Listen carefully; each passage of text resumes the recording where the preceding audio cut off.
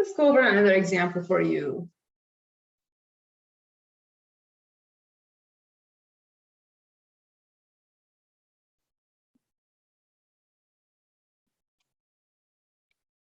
So in this example, I gave you this guy here. Let's see, what do we have? We have 3x minus 1. And on the denominator, you're going to have x squared minus 4x. So as you can see, this is the case. Again, you have a quadratic expression on the denominator. So what are you going to do? You're going to split this into two fractions. But first, you need to factor the denominator. If you factor out the denominator, it's going to be x times x minus 4. On the numerator, you still have 3x minus 1. We didn't do anything. We just factor out the denominator. Factor the denominator. Now you're going to end up with two fractions. The very first fraction has something on its numerator. I have no idea whatever it is, but on the denominator, it has x. The second fraction, the same. I have no idea what is on the numerator, but on the denominator, I have x minus 4. Here we go. The same process. Let us call this missing number A. Let us call this missing number B. Now we're going to take common denominator between these two and form our system of equations to identify A and B. Now take the common denominator. Very good. So if I take the common denominator between these two, I end up with A times x minus 4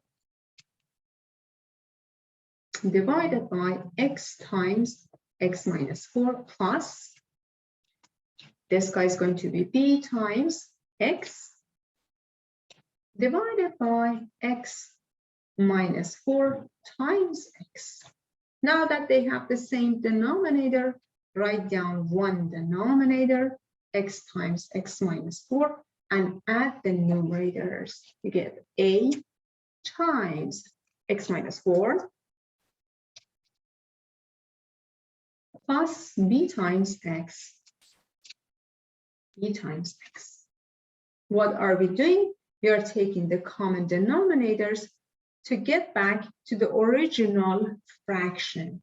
The original fraction is 3x minus 1 divided by x squared minus 4x, or 3x minus 1 over x times x minus 4. They're the same thing. But this guy or this guy, they are equal to this fraction with missing values on its numerator. So take a look at this. I have 3x minus 1 divided by x times x minus 4 equals to A times x minus 4 plus B times x divided by the same denominator. The denominators are the same, the numerators must be the same. So 3x minus 1 must be equal to A times x minus 4 plus B times x. Very good. What's the meaning of that? It means that 3x minus 1 is ax minus 4a, ax minus 4a plus bx. Okay. It wasn't that complicated. What's the meaning of these? It means that 3x on the left is ax plus bx. Okay, well, I have 3x equals to ax plus bx.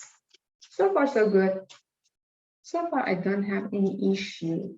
I'm just setting the x terms next to each other. in front of each other. So I can solve for missing coefficients. At the same time, I have a constant on the left and one constant on the right. What does it tell me? It tells me, hey, -1 must be the same as -4 times A. Okay, very good. This system is easy to solve. Why? Here I have -4 times A equals to -1. If I divide both sides by -4, I can cancel out -4 and -4, and A becomes a 4th. Well, so my A is a 4th. I found my A. A is a 4th. All I did was setting the numerators equal to each other, so I can break it down into smaller pieces, into linear equations, so I can solve for missing A and B. I found A value. A is a 4th. So I'm going to write 1/4 on the numerator here. How about B?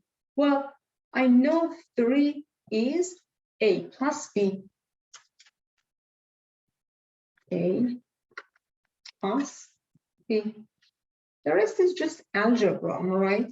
I'm going to substitute A here and solve for B.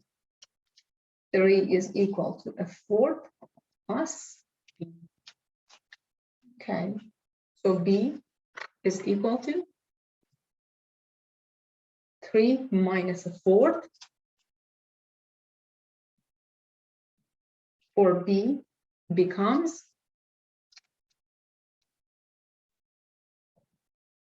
3 times 4, which is 12 over 4 minus a 4th, or B becomes 11 over 4. 11 over 4. So I found B answer, 11 over 4. This was the result that I was looking for. I tried to split this fraction into the sum of two partial fractions.